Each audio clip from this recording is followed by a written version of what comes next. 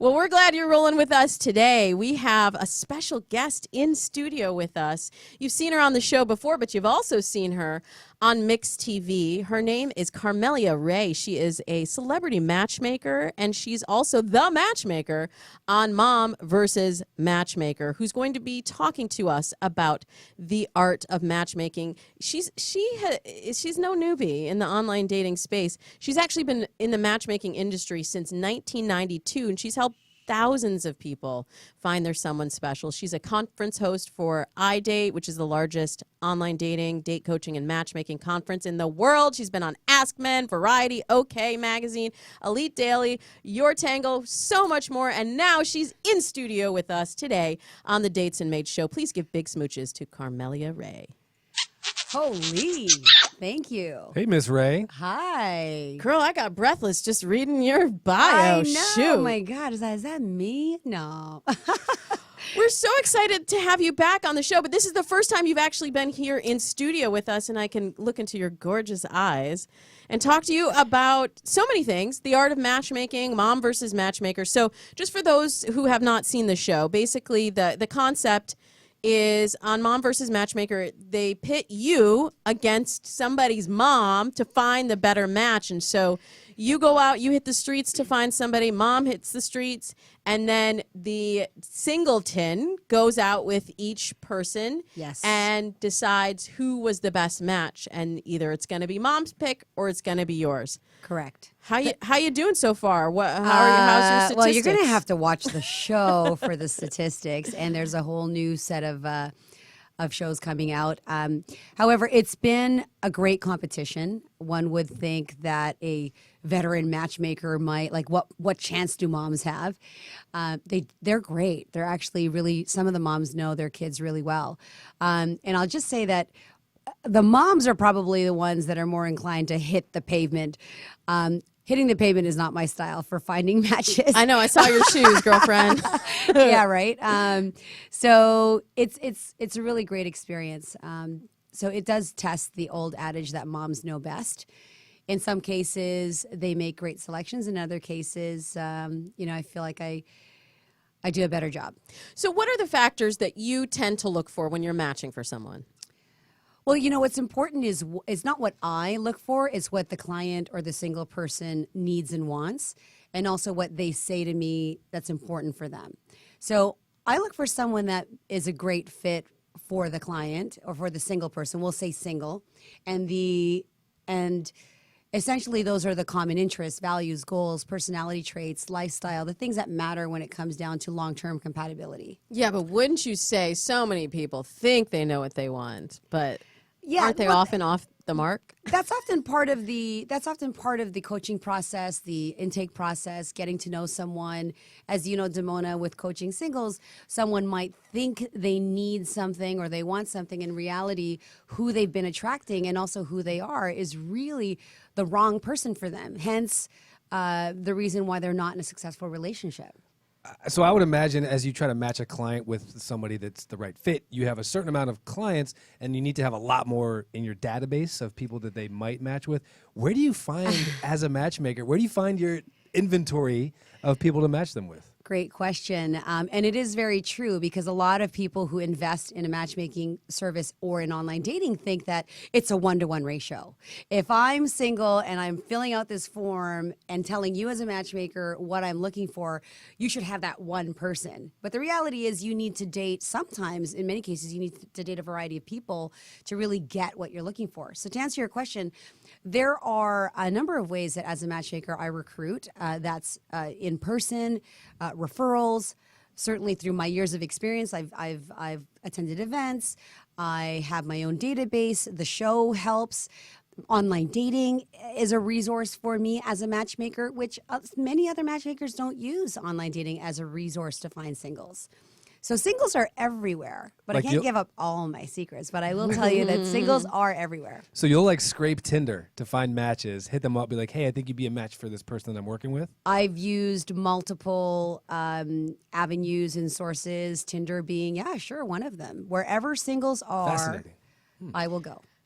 I agree with you that singles are everywhere. And yet, when I'm coaching people, all I hear is, where are the single guys hiding? Where are the good guys hiding? Right. So where do you think the disconnect is between people's perception of what the dating pool actually is and all of these guys that we know are out there? They're just not connecting somehow. Well, Damona, when you actually, when people make that statement, where are the good guys? And then you dive in deeper and you ask them a little bit about lifestyle. Then you find out, what are you doing? They're doing nothing about it, or they're at home. They're or complaining about it is what they're complaining about it, doing. but they're not doing anything about it. So the good guys, first of all, what do you know what you're looking for, right? So a part of that is this just looking out and saying, okay, where are the good guys? As if there's a beacon of light that identifies this is the person that is who is compatible with them on every level. So, sorry, you said about So where's the disconnect between, like, I know sometimes they're not doing anything, but sometimes they're on Tinder and they're swiping and they're like, these guys aren't a match for me. Right. I think the disconnect is how much effort and time they put into that search. And secondly, their reaction to multiple rejections or multiple opportunities that don't go their way. Sometimes people think, oh, I met 10 guys that were horrible matches over the course of a year. And then they think that that's a horrible experience. I think the attitude is really disheartening. And so as coaches, we have to remind them that the end goal and the end result is that you're looking for that one special person. So it's based on your effort, and it's based on how much work you're putting into that search process. So as you're taking on a new client, is it possible for you to do so without actually meeting them in person and getting the measure of them, getting their vibe? Or can you do it over email? Yeah, well, as a professional matchmaker, the what separates you from being the dating site or the computer tool is that I get to meet them, and there's an energy about you. I mean, I can hear Damona, but as Damona said, I can look into your beautiful eyes and I can see your energy. There's even smell, touch, body language. All of that is missing when you're emailing someone. And oftentimes when I ask clients before I work with them to send me their bio, send me their recent photos, give me an audio, show me their Instagram. Now that there's video, I think video is helping to bridge the gap between what somebody looks like if they don't have filters and other tools. As you know, in the editing process, you can even edit video. So how do you know if somebody's really real? I can't do the best job possible if I'm not seeing that person for who they are, either in video format and or person to person. Person to person contact is probably the best way for me to get to work with someone. Yeah, you said so much that I am totally in agreement with. And I think having realistic goals is really important, because sometimes people will come to me and they're like, well, I want to be in the relationship with the perfect guy in about a month. And you're like, okay. Like you're ordering a pizza. I'll take, pepperoni, extra cheese, extra crispy. And will it be here in 30 minutes or less? Otherwise, my order is free. Right. And I think when you think of it more as a process, then you can see the little wins. Like, I always try to have people set up goalposts so that they can see that they're progressing. Mm-hmm. Because, like you said, 10 dates in a year, if you went on 2 dates last year, 10 dates in a year, that's, well, you're the math person, so that's like a 5-fold increase, right? That's really good. I think if you've heard stories, I mean, in my experience, I've countless stories of people who've been successful. They're very rare that I hear a story of someone who tried online, sent a profile, winked at a guy, he winked back, and it was perfect, and it was happily ever after. Most times you hear, I went on hundreds of dates over 6 months or 2 years or X number, like a long period of time, but they did the work and they got over the expectation. I think expectations too, false expectations really dampen a process. But they put in the work, they met lots and lots of people, they had a strategy for it. And that's what we do as coaches, is we write out this strategy. Now, it's great to say, Damona, in a month, I'd like to meet that person. And if it's a month, are you up 24 hours a day, every single minute looking and searching? Because that's the amount of time that you would need to focus on dating if you want to meet somebody in a month. Well, I could say in a month you will meet a person. Yeah, a person, maybe a couple of people. I mean, but that might not be your future spouse. But also looking at it, each of those relationships as a growth opportunity and as something that brings you closer to the ideal relationship because you're learning from those things. Like sometimes people will say, oh, I'm not going to do online dating. I tried online dating. It didn't work.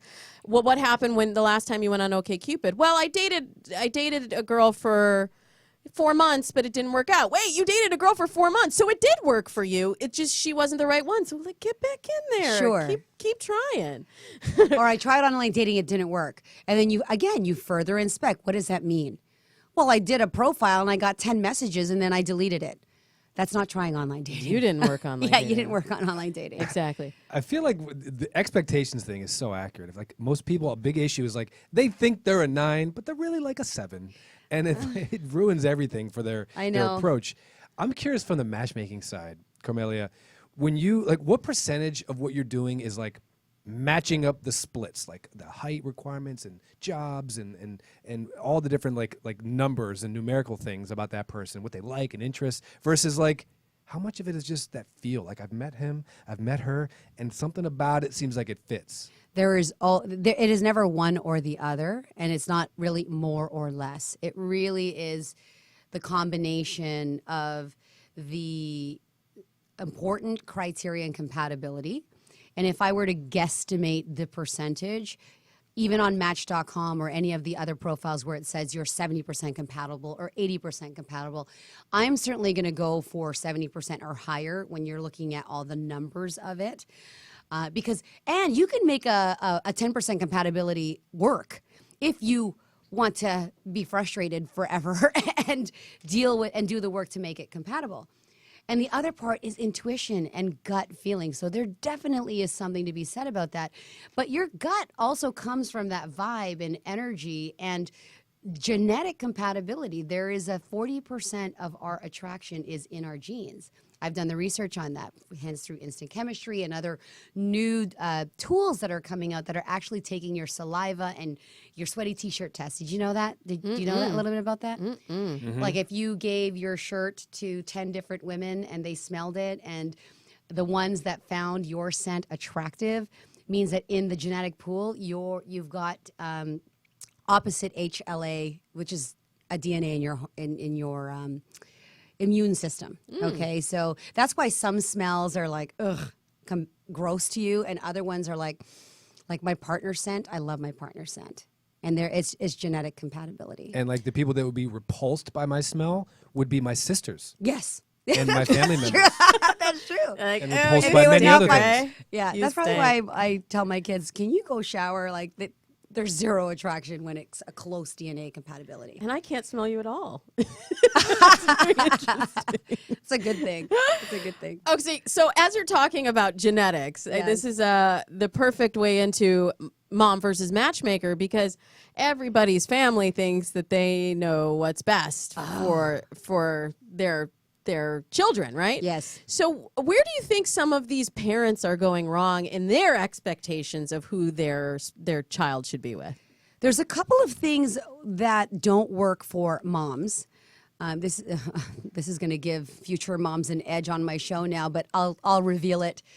Number one, there is always the perspective that the child gives to the parent. Okay, so I have an 18-year-old daughter, and there's a side of my 18-year-old daughter that she shows me.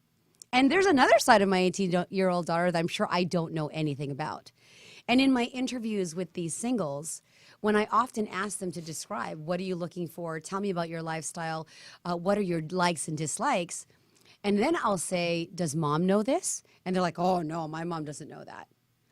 And that's because they've hidden those type of things from their parents. They have this image that they'd like their mother to see, and then there's their true, authentic self. So there's that. So moms, it's not their own fault, but because their children aren't being honest with them about what they want and who they are, the moms will try to find somebody who they think their son or daughter likes. The second thing is that the mothers will often pick people that they think are good for their child and not who their child is attracted to.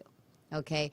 I know you like tattoos, and I know you like those bad boys, and I know that you like that he doesn't have a job, but you need somebody with an Ivy League education who has a 6-figure income, who looks this certain way, who dresses in this kind of clothing, right? So there's that. You'll see moms going after these girls and guys that really have nothing, like the single person is not interested in. Yeah. Do you think that those people would come around naturally to better matches on their own, or does it take some prodding from mom in real life?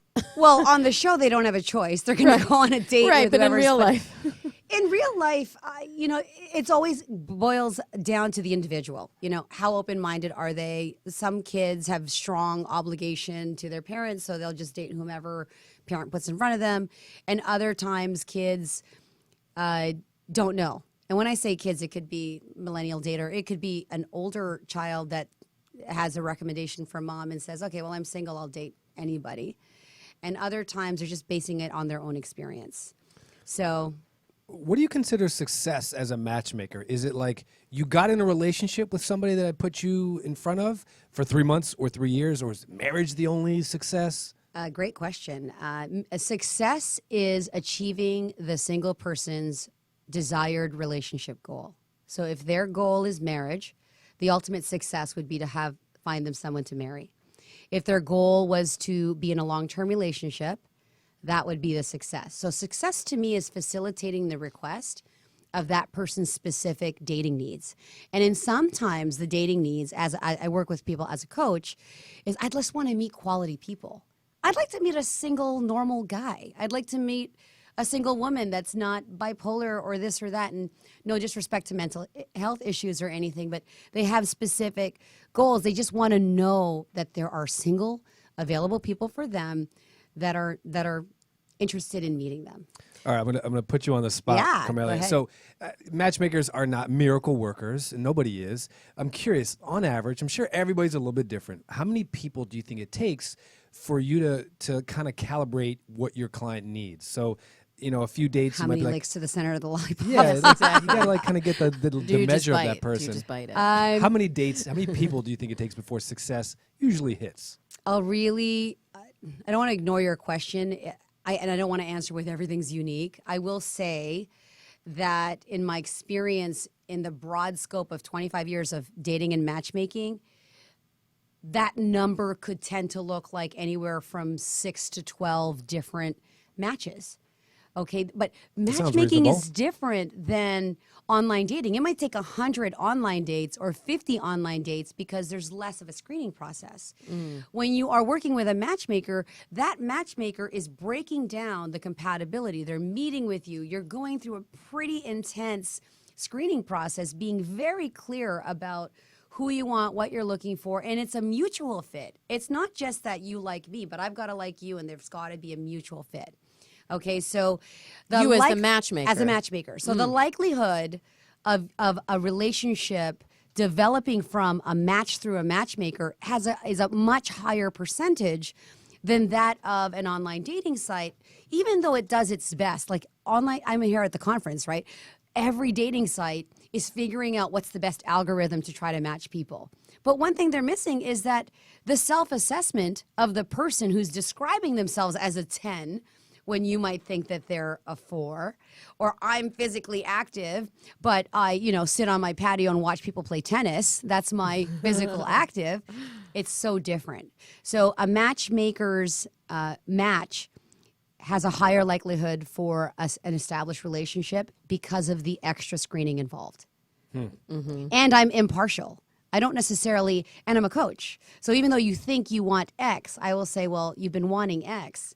But our personality test says your love language is words of affirmation or quality time or physical touch. We've got, all matchmakers also have tools. We have genetic tools. We have compatibility tests. We have our intuition. We have our years of experience. So I'm not just going to take what you say as an order and say that and agree that that works for you. Do you ever say no to people? Like, I'm not going to take you on as a client, and you're not going to say this part, but it's because you're ridiculous or you don't have any reasonable understanding of your own self. Absolutely. And you're going to say, nah, I'm good. Absolutely. Absolutely. that all the time. Absolutely. We get to pick and choose our clients, and I want to work with people that I feel I can be successful with. And if I genuinely feel I can't be successful with that person, I'll refer them to a matchmaker that specializes in that situation, or I'll wish them luck on their search to find someone. She would be super diplomatic about it. Yeah, I like she would. wouldn't just say, Like, you're a ridiculous. But you'd be honest. I would. So you are in town for the iDate conference. Yes. And I do wonder, as a matchmaker, do you think the online dating industry has helped your business? Or do you think, is it, I feel like some matchmakers see it as a competition for their business. Oh my God. I started in 1992 in this business when it was prematch.com. There Right. wasn't online dating. I think online dating has helped my business tremendously from the perspective that singles understand the challenge within online dating. And for myself as a matchmaker, I incorporate online dating as a tool for date training, for date development, for communications training, for texting, for all kinds of reasons. So it has helped in that for people who are not successful with online dating, they can seek a matchmaker because they want a more of a concierge service, or they don't have time for it. And the second part, it's not competition.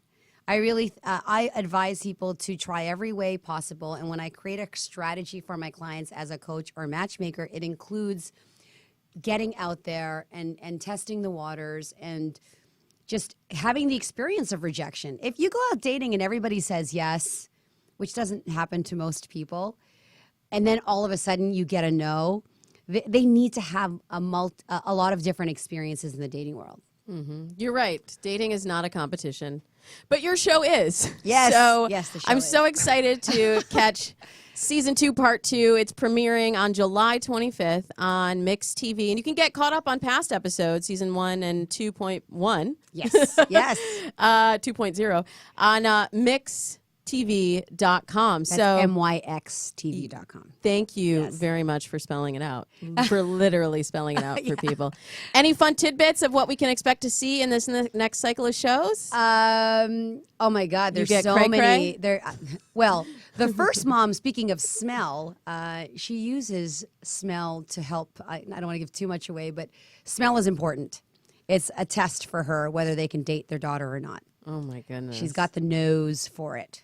So you've got to see that show. It was an amazing competition. And the only other thing is that in the show, you get date training tips. You get ideas for where to go on a first date. Mom gets a chance to date train the single person. I get a chance to date train. So there's full of stuff to help you in the dating world. Practical tips. Well, I love your tips. I love that you you. came here to sit down with us on Dates and Mates. And I hope everyone will check out myxtv.com for Mom versus Matchmaker. Thank you Thanks, so much Damona. for being Thank here. you. Thanks.